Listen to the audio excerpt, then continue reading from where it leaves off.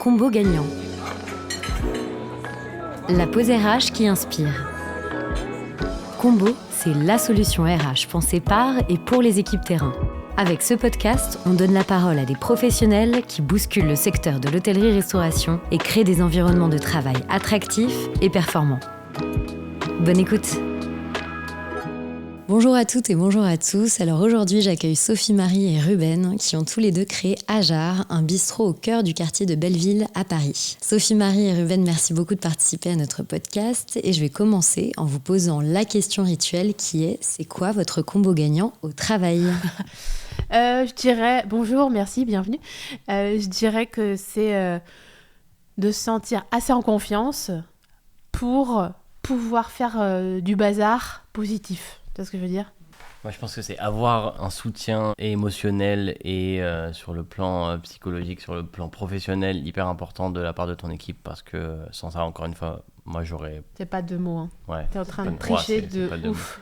Ok, attends, vas-y, on va recommencer.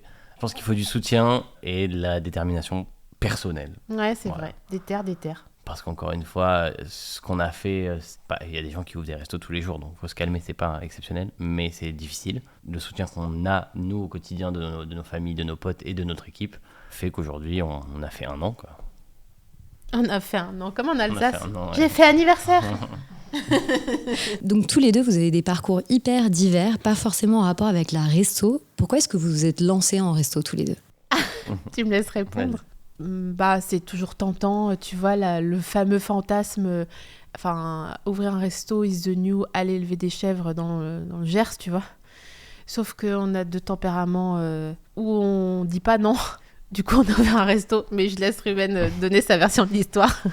Moi, j'ai fait plein de trucs avant et j'avais l'impression d'être arrivé à ce que je voulais et à ne pas pouvoir faire mieux ou plus. Ouais, t'as réalisé plein de rêves. Ouais, non, mais c'est vrai. Quel rêve ? Dis-nous tout. J'étais journaliste avant et j'étais pigiste en Amérique latine et en France, donc c'était trop cool. Et ensuite, j'ai travaillé dans le marketing sportif, sauf que j'ai atteint le truc où tu ressens que ça y est, c'est fini et t'as plus rien à apporter à ce truc-là. Et depuis longtemps, je voulais ouvrir un resto et je prenais mon temps de regarder un peu, de lire et tout machin. Mais quand j'ai dit à Sophie et qu'on s'est rencontrés, je lui ai dit j'ai envie de faire ça. Elle m'a dit on le fait. Non, j'ai dit pourquoi tu le fais pas ? Ouais. Et après on a dit on le fait. Et du coup on l'a fait. Enfin, je me suis beaucoup formé, je me suis entouré en rencontrant plein de gens de la resto. Et surtout, on vient, nous, d'une famille, moi d'une famille, le repas c'est toujours un truc hyper convivial et important. Et je trouvais ça hyper beau d'avoir un endroit où tu peux accueillir des gens. Après, ça, c'est une autre paire de manches de le faire professionnellement parce que je n'avais pas du tout les skills ni rien pour le faire. Mais on a pris un peu de temps et heureusement qu'on était tous les deux pour faire ça. Mais tu disais que le resto, c'est un peu the new élever des chèvres, effectivement, mais c'est intense, c'est hyper dur. Les chèvres aussi, j'avoue. Ouais, je pense que c'est le même niveau de rêve et d'investissement pour le même genre de résultats financiers, en tout cas au bout d'1 an. Tout le monde a envie d'avoir un lieu convivial, machin. C'était fou de voir à quel point on était sur la même longueur d'onde pour ça, mais à quel point en fait il a fallu apprendre en même temps, quoi, en même temps qu'eux. Ouais, et c'est cette intensité, en tout cas, moi, je l'avais pas eu dans mes métiers avant. C'est un peu un truc aussi que je recherchais, de faire un truc différent, avec les mains et avec la tête différemment, et de sortir un peu du travail créatif que j'avais avant, même si le resto l'est aussi, mais je délègue un peu la créativité aux chefs et aux gens qui s'occupent de la com. Mais voilà, c'est quelque chose que moi je voulais, et évidemment, faut pas mentir aux gens en fait sur l'entrepreneuriat et sur la manière de vivre au quotidien. Surtout que nous on a eu aussi un enfant en même temps. C'est intense, c'est dur, c'est bizarre, tu vois pas ta femme, ton conjoint pendant quelques temps, t'apprends plein de trucs et tu fais des erreurs, mais en vrai, je pense que nous ça fait 1 an maintenant et on en ressort un peu grandi et différent. Et donc vous vous êtes lancés tous les deux. Est-ce que l'un et l'autre vous seriez lancés tout seul ? Ah non. Non, je pense pas. En tout cas, tout seul, non, parce que déjà là même, on l'a fait ensemble et on s'est accompagné de plein de gens de la restauration qui nous ont vachement aidés. Mais je pense que j'aurais pas eu, je sais même pas si c'est une question de courage, mais j'aurais pas voulu le faire tout seul parce que je me sentais pas légitime, j'avais pas les connaissances pour le faire et c'est pour ça que d'être à 2 comme ça et de justement multiplier les sources de découvertes et de contacts, ça nous a vachement aidés. Moi, je pense que j'aurais pu le lancer mais jamais tenir. J'aurais abandonné au bout de 2 mois. Et justement, c'est quoi la plus grosse difficulté que vous avez rencontrée dans ce projet ? De pas mal prendre quand on rate. Ouais, en plus, et surtout de savoir quoi faire après avoir raté, tu vois. Parce qu'en général, dans les entreprises, quand tu rates, on t'engueule et on t'apprend pas à faire mieux. Là, t'es obligé de corriger. Puis la grosse difficulté, honnêtement, nous, c'était le côté financier, parce qu'on n'a pas lancé ça avec des investisseurs, on l'a fait avec nos économies, avec une banque qui nous a accompagnés, et en fait, tu découvres un monde où, voilà, parfois la banque te lâche, parfois tu as plein de soutiens différents, mais économiquement, tu t'en sors pas. Tu t'en sors pas, c'était un monde nouveau pour nous. J'ai trouvé ça hyper excitant, mais aussi hyper frustrant, parce que tu te rends compte que t'as pas forcément les clés, même avec les formations, qui sont super, hein, les formations pour devenir restaurateur, mais on te prépare pas forcément à cette réalité-là, qui fait qu'il va manquer des sous et que la banque va t'abandonner et que voilà. Ouais. Tu fais quoi quand t'es cours de 15 000 et que t'as pas un fonds tu te démerdes. Vous avez lancé une campagne Ulule aussi, je crois. Est-ce que c'était la première idée à la base, ou est-ce que vos premières idées à la base, c'était de partir avec des aides de la banque directement ? On était en même temps en contact avec une banque et c'était un bon argument pour eux. Parce que justement, venant d'un monde qui n'était pas celui de la restauration, les banques sont assez froides sur le truc de on va vous accompagner, parce qu'ils sont un peu tradis sur ce truc-là. Genre, il faut qu'il y ait un chef qui soit au capital et tout. Donc, c'est quelque chose qu'on a dû faire. Mais on voulait aussi trouver d'autres méthodes pour avoir un peu de fonds de trésor au début. Et surtout, nous, ça nous a permis de voir qu'on avait déjà une petite communauté autour de nous, ce qui était hyper rassurant. De par le travail de Sophie et côté famille, amis, en fait c'est hyper rassurant, tu vois, de voir ça. Et moi ça m'a un peu motivé dans le truc de faut y aller. Mais en tout cas c'était un super outil et heureusement qu'on a fait ça, parce que on a recueilli une très grosse somme qui nous a permis de finir des travaux sans lesquels le restaurant n'aurait pas pu ouvrir, quoi. Donc c'était essentiel. Et donc, justement, lors de votre campagne Ulule, Ruben, tu as écrit que, je cite, « Bien manger, c'est le premier cadeau que l'on peut faire à quelqu'un pour lui signifier qu'on tire à lui ». C'est quoi un peu votre rapport à la nourriture, à tous les deux ? C'est comme disait Ruben tout à l'heure, on vient tous les deux de familles qui sont OK s'il y a 4 personnes invitées et qu'en fait on est 14 au final. On sort les tabourets, tu vois, quelqu'un est assis dans un fauteuil, donc il y a des petits, des grands, tu sais, genre, c'est pas grave, le dépareillage est pas grave du temps qu'il y a des tartines, et notre rapport à la nourriture, c'est ça. Pour moi, c'est vraiment le premier art, tu vois, de faire à manger. C'est pour ça que je suis tellement impressionnée par ce qu'elles font les filles en cuisine. C'est du flux, donc ce qu'on appelle le flux en audiovisuel, c'est le fait de produire des chroniques quotidiennes, par exemple, mais ça se ressemble jamais, même s'il y a une identité. Donc c'est vraiment... important pour nous. On s'est rencontrés en faisant à manger. Un de nos premiers dates, c'était j'ai invité Ruben à être commis avec moi dans le festival Chef. Et c'est là qu'on a vu qu'on s'entendait bien dans le rush et qu'on aimait bien, qu'on était bon en logistique et en manœuvre, quoi. Premier date. Genre.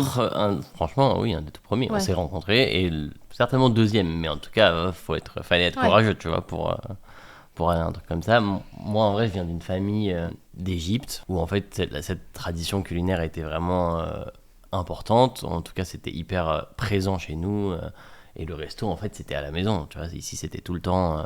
Ça cuisine beaucoup ici. Ça a tout le temps été un truc où moi, j'ai vu mon père et ma mère cuisiner, et ils ont vraiment appris ça à tout le monde. Mon petit frère aussi, il a fait de la cuisine. Le vrai déclic que j'ai eu par rapport à la nourriture, c'est quand j'étais en Argentine. En fait, tous les jeudis soirs, on avait une copine qui accueillait des gens. Elle venait du Guatemala, et elle avait un club de foot, et elle accueillait des gens du club de foot pour faire une soirée tacos. Et on faisait ça tous les jeudis, et en fait, j'ai voyé une manière d'accueillir et d'organiser un dîner totalement différente de la nôtre, beaucoup plus détendue et moins organisée en vrai, et j'ai trouvé ça hyper stylé, et ça m'a vraiment fait un tilt de ce serait cool de le retranscrire dans ton resto, quoi. Et c'est vraiment resté dans un coin de ma tête, et quand j'en ai parlé à Sophie, je pense que c'est ça aussi qui est ressorti, c'est que c'était pas voilà, j'ai envie d'ouvrir un resto et basta, tu vois. Il y avait vraiment un truc, peut-être que ça tiendra pas toute notre vie, mais il fallait que ça soit une partie importante de la nôtre. Qu'est-ce que vous avez voulu créer comme expérience client chez Ajar ?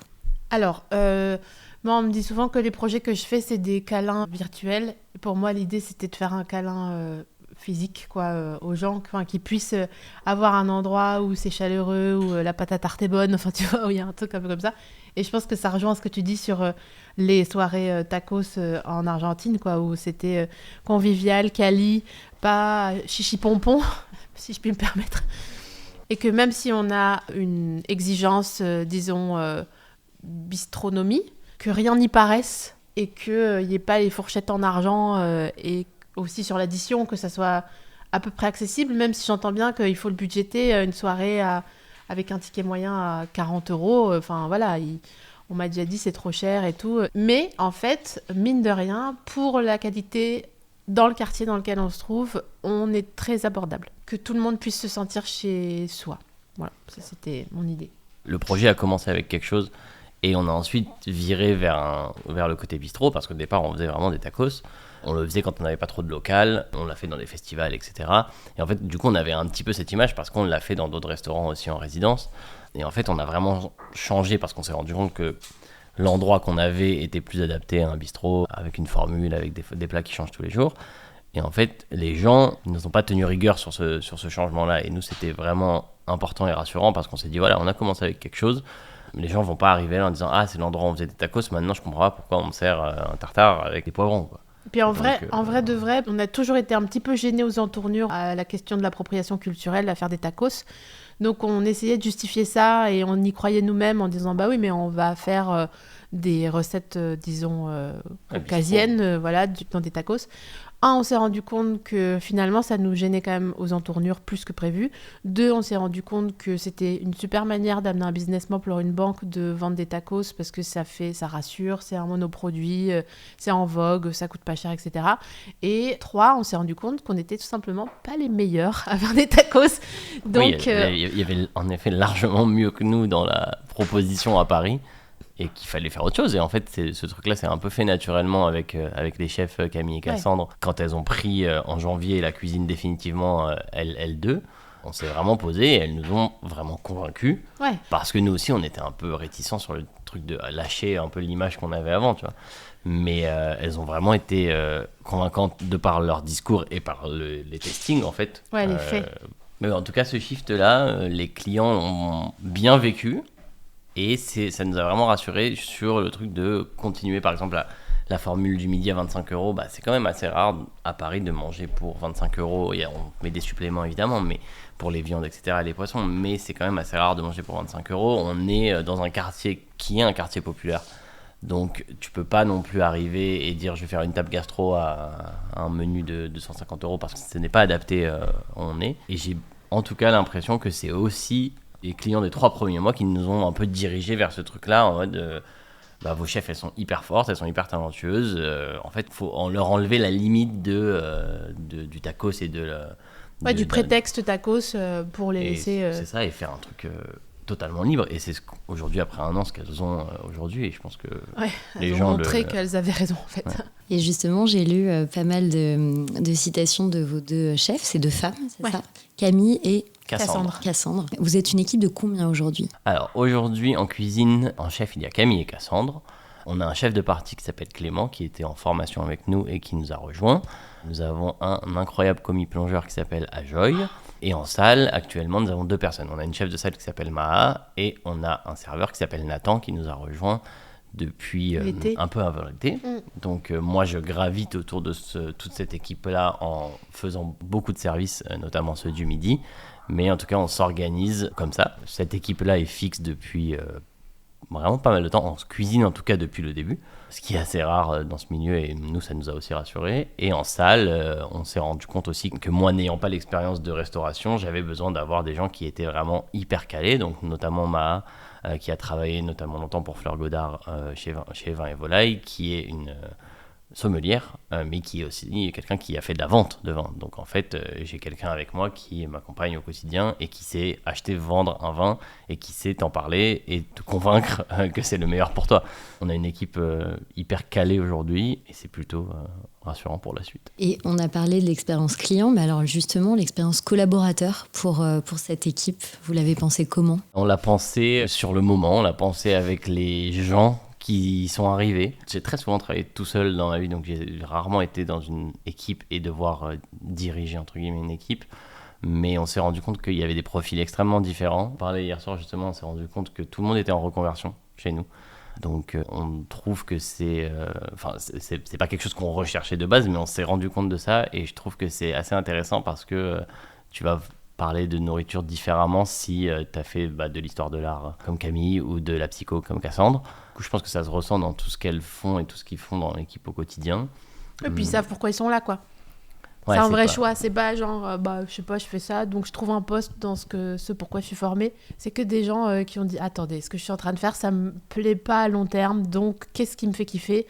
Ok, la cuisine, ce qui pour moi est une reconversion folle vu la difficulté dans ce monde-là. Enfin, à chaque fois, je suis vraiment admirative, que ça soit en salle ou en cuisine. Enfin, la pénibilité de ce travail, quoi. Mais je suis contente que IL soit là parce que ça veut dire que si, comme disait Ruben, les gens sont là depuis un certain temps, presque depuis le début. S'ils restent, ça veut dire que malgré la pénibilité du travail, ils sont contents d'être là. Et pour nous, c'est vraiment une vraie victoire et une vraie fierté, quoi.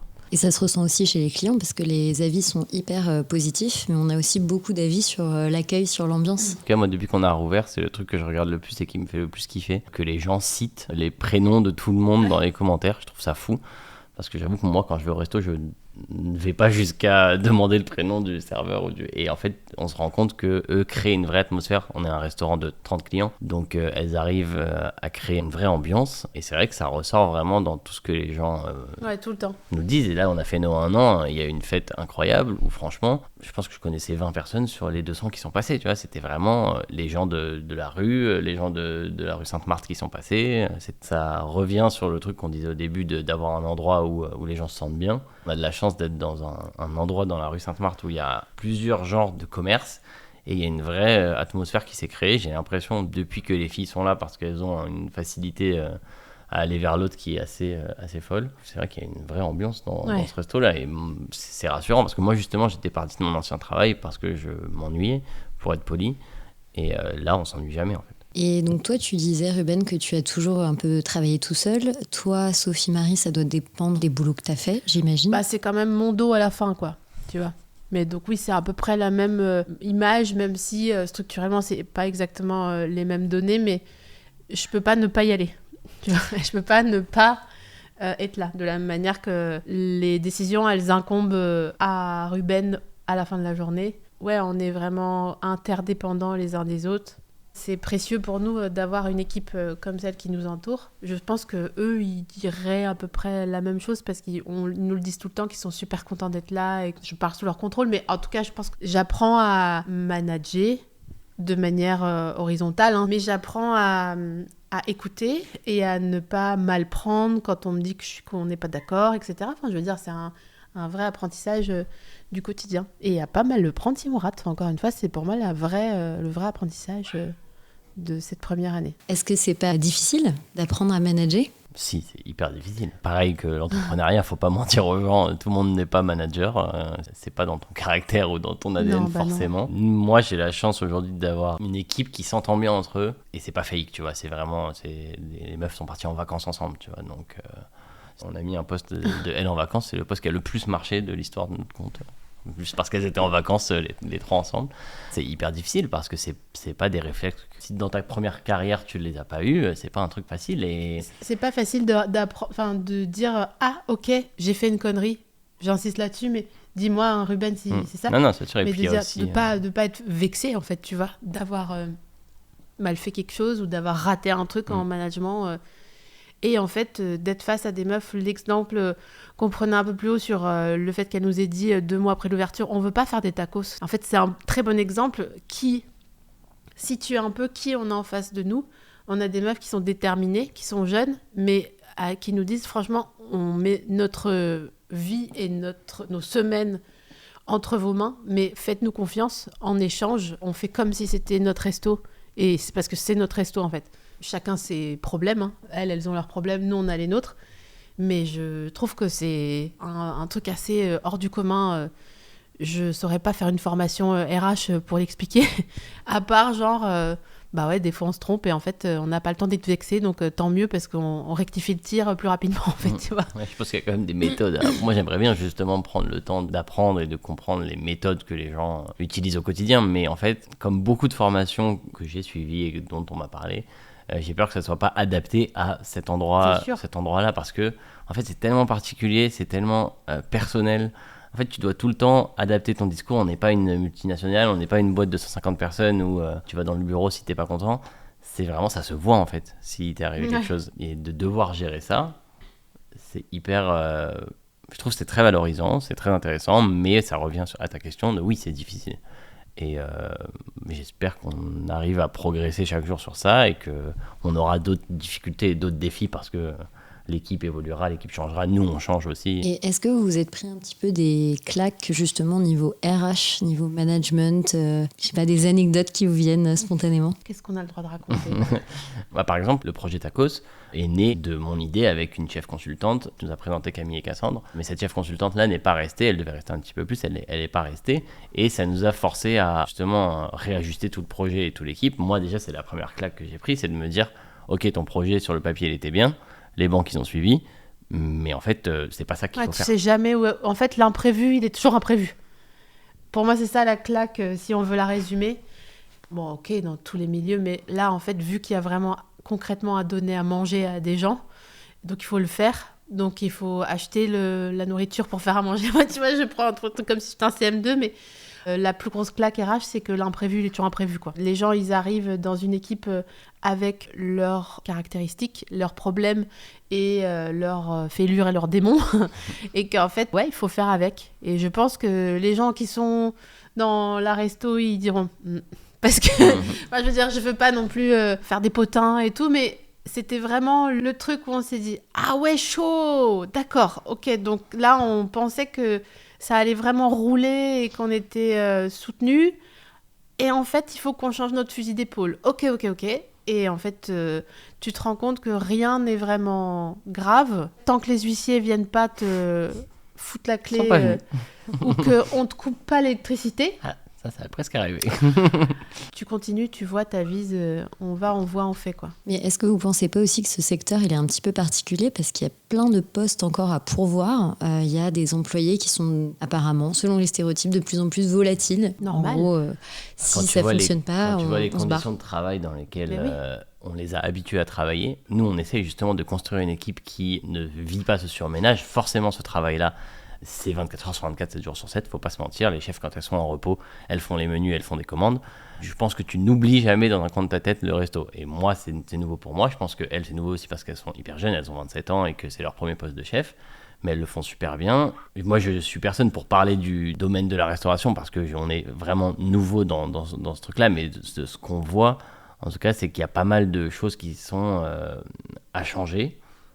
Et que j'ai l'impression qu'on essaye en tout cas de ne pas rentrer dans ce cadre où les gens sont à l'orée du burn-out, quoi.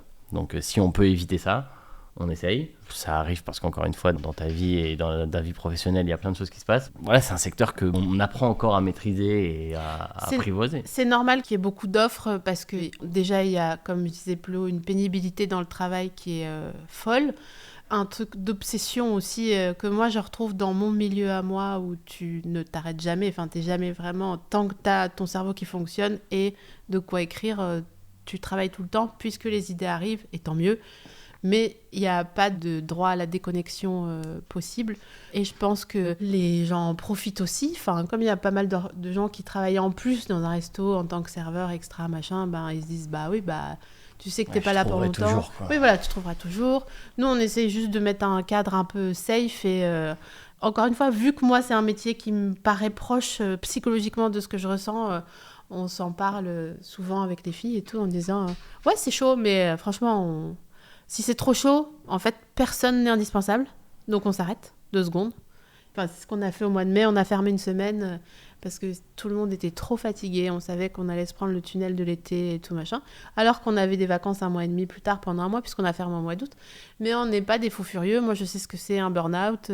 C'est bon, quoi. C'est pas... Non, on s'en fout. En fait, oui, on sera à court de 15 000 balles, mais c'est pas la première fois que ça arrive, donc c'est OK, quoi. Et j'ai l'impression aussi que vous laissez pas mal de liberté à vos équipes. Justement, je lisais une citation de Camille qui disait Peut-être parce que nous sommes une majorité de femmes ici, nous avons une autre manière de cuisiner, de nous organiser, qui est à l'opposé du fonctionnement militaire et des codes très masculins qui ont longtemps régné en cuisine. Preach. Et c'est pas pour autant qu'on manque de rigueur. Non, Oui. non, Ça- ça peut faire peur parce que c'est vrai que quand tu te dis des gens qui sont méga créatifs, on les fait toujours passer pour des gens qui n'ont pas de méthode. Dans la structure qu'on a nous, c'est en cuisine, Camille et Cassandre, des personnes qui sont hyper organisées et qui, certes, ont leur premier rôle de chef numéro 1, mais ça se voit pas. Tout le monde leur dit, ça devrait faire longtemps qu'elles aient un poste comme ça, et moi, je suis trop content qu'elles le fassent chez nous. Je suis trop content qu'on ait cet honneur-là, et encore une fois, moi, j'ai ouvert ce restaurant-là pour manger ce que j'ai envie de manger, Ouais, c'est clair. pour que les gens mangent ce que moi je kiffe. Ce que j'ai envie de manger, moi. Mais vraiment, le matin, on arrive, en fait, elles alternent une semaine sur 2 les midis et les soirs, et quand on se pose pour faire le menu, parce que maintenant le menu change tous les jours, c'est vraiment genre, avec Camille, la dernière fois, on a dit, qu'est-ce que tu as envie de manger ce matin? Et vraiment, on s'est posé tous les deux, on dit, ah bah.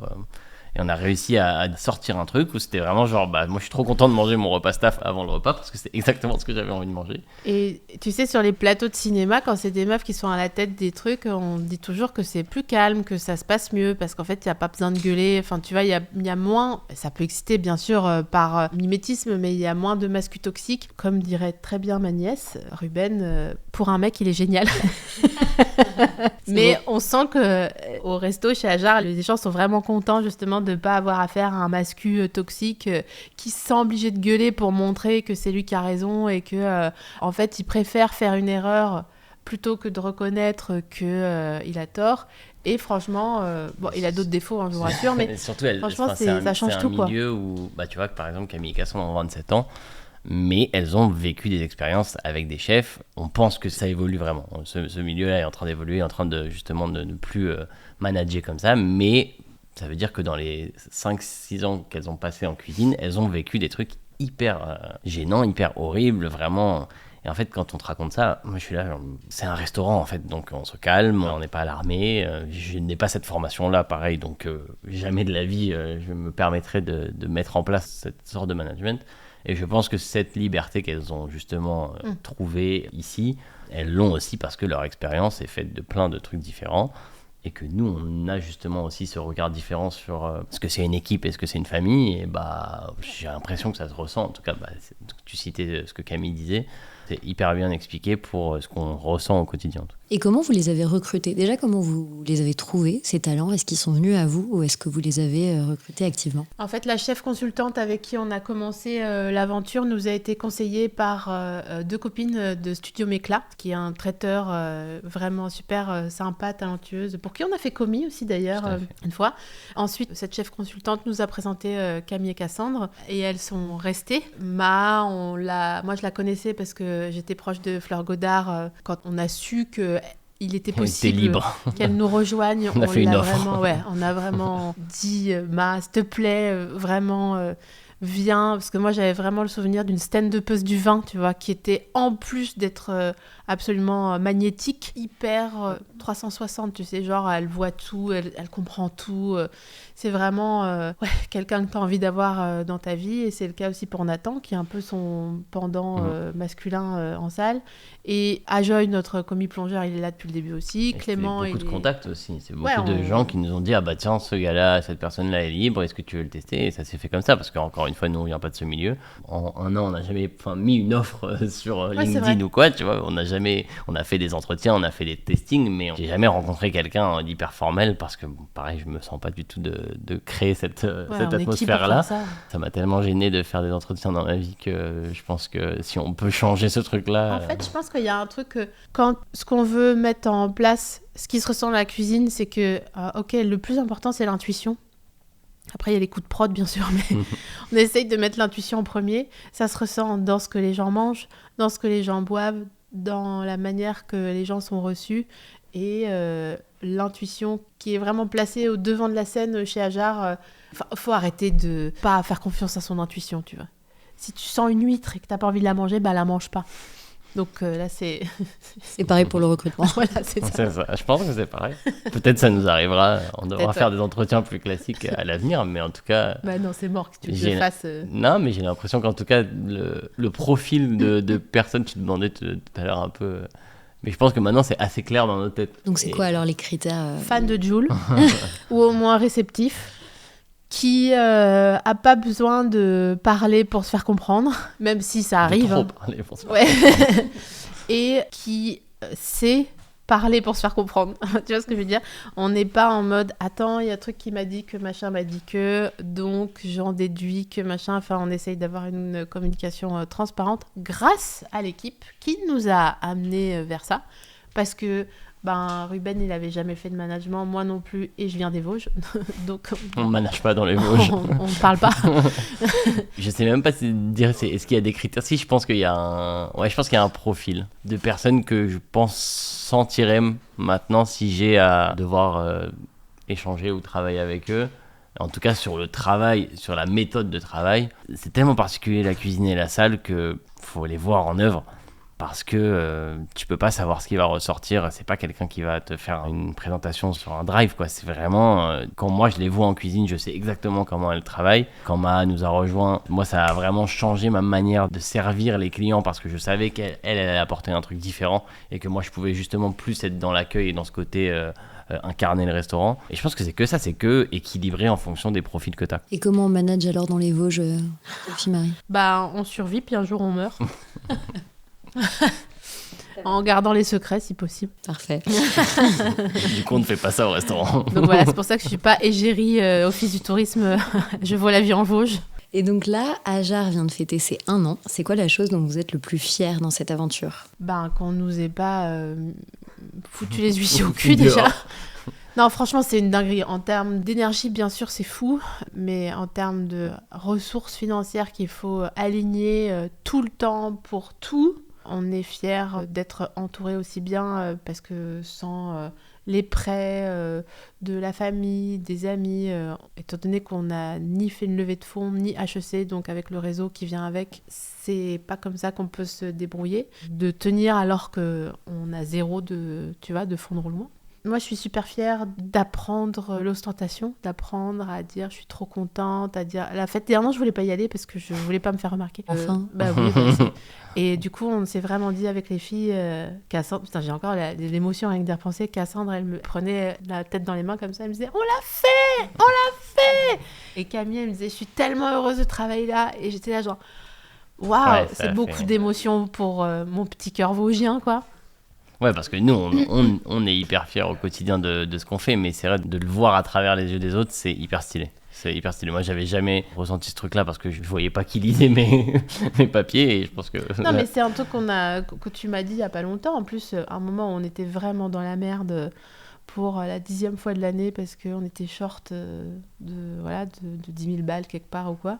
Et je t'ai dit, mais sinon, on arrête, hein. Enfin, tu sais, si vraiment, c'est pas grave, voilà, c'est ok. Tu vois, c'est pour ça que je dis, moi, j'aurais tenu 2 mois. Parce que Ruben, il m'a dit, mais moi, c'est la première fois que tu fais un projet. Toi, ça fait 10 piges que tu fais des trucs et des machins, mais moi, j'ai pas envie d'arrêter, j'ai envie... Là, ça me plaît, je me sens bien, et oui, c'est dur, mais et oui, je t'implique, et oui... Enfin, tu vois, il y avait une grande sincérité, et franchement, le truc dont je suis le plus fière, c'est qu'on se connaisse aussi bien que ce qu'on se connaisse, parce que sans ce resto, on aurait mis 20 ans à se connaître aussi bien, je pense. C'est vrai que c'est un accélérateur de ouf, fou. même avec... pas que pour nous, je pense avec tous les gens qu'il y a au sein de l'équipe, en fait, c'est que tu es tellement sur le devant de la scène tout le temps et que tu dois tellement montrer. Je pense que les gens sont pas faux, quoi. Ouais, c'est quand tu es en slip que tu vois qui est là pour toi, quoi. En vrai. Et la dernière question, c'est quoi vos ambitions pour la suite? Putain, arrête. Faut pas que... On va racheter. Non, mais en vrai, à chaque fois que les filles, elles partent en vacances quelque part, à Belle-Île, à Marseille, moi, je me dis, ou alors, on ouvre un resto là-bas. Notre ambition, c'est de se stabiliser. Et après, en fait, est-ce que Ajar fera des petits, je sais pas. Aucune idée. Moi, j'ai pas de projet à long terme. Ce que je sais dans les 2-3 années qui viennent, justement, cette stabilité et financière et en termes d'équipe, je veux qu'on continue à l'avoir. Je veux qu'on l'ait pour que, par exemple, mon rôle à moi soit plus un rôle de dirigeant qu'un rôle qui ait encore du service à faire, etc. Parce que même si c'est hyper important de savoir ce que c'est au quotidien, j'aimerais bien justement le voir de plus loin pour continuer à développer. Et non, j'ai envie de continuer à voir cette équipe créer des trucs différents parce que on a une chance de malade à Paris, c'est que vraiment le monde de la restauration est assez fou. J'ai vécu ailleurs et franchement j'ai jamais aussi bien mangé qu'à Paris, faut qu'on se le dise. Et on n'a jamais été aussi bien accueillis dans le monde de la resto que, enfin franchement on nous a donné du temps. On dépeint un milieu un peu qui se tire dans les pattes et tout. La vérité c'est nous on n'a pas vu ça en tout cas. Moi j'ai vu que des gens qui nous ont ouvert les bras, qui nous ont appris des trucs. Et voilà, moi c'est ça que... Luc des Marseillais, que des gens qui, tu vois, Studio Méclat, les amis de Lyon, tous d'une manière ou d'une autre, ils nous ont filé un coup de main. Fulgurance, bien sûr, Sophie Cornibert. Un énorme coup de main, ils nous ont lancé. Et ils nous ont tous accueillis, alors que nous, aujourd'hui, on voit que vraiment, si on nous demandait autant d'investissement que ce que nous, on a demandé, on n'a pas le temps, en fait. Enfin, tu vois, les gens n'ont pas le temps. Et ils ont pris le temps et c'est vraiment magnifique. Donc, c'est de faire ruisseler ça et de stabiliser, ça, c'est sûr. Super, merci beaucoup à tous les deux. Merci à toutes et à tous d'avoir écouté cet épisode de Combo Gagnant. J'espère qu'il vous a inspiré. Si vous l'avez apprécié, n'hésitez pas à nous mettre 5 étoiles sur toutes vos plateformes d'écoute de podcast. À bientôt!